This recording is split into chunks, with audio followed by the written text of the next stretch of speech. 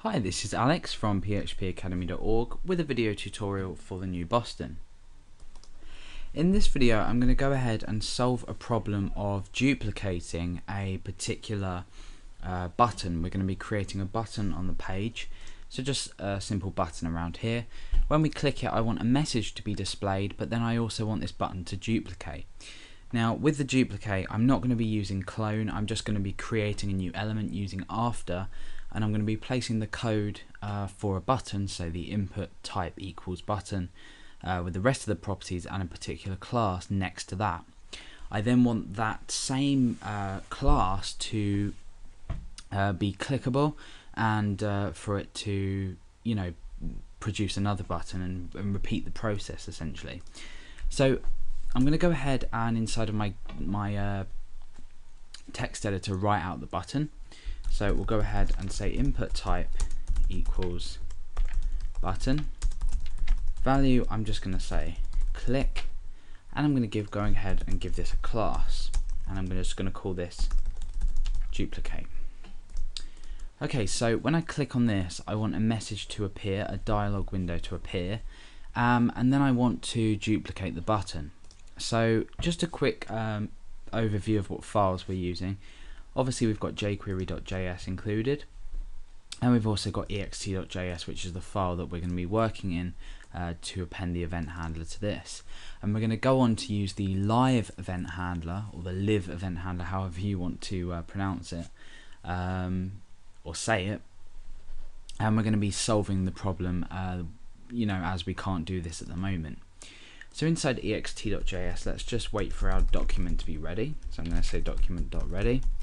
And then in here we're going to go ahead and run the rest of the code inside here.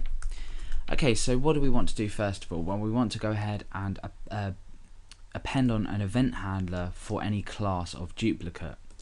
So let's go ahead and say dot duplicate as our selector, and then I'm going to say dot click, and then inside of this I'm going to go ahead and run a function. So what do I want to happen when any class duplicate is clicked? I want to go ahead and I want to alert you have clicked.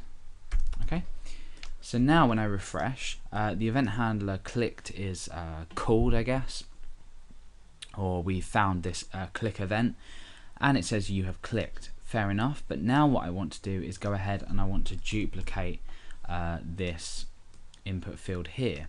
So all I'm going to simply do is I'm going to say this dot after, and then I'm just going to rewrite in the code. So I'm going to rewrite the input class, type, and the value.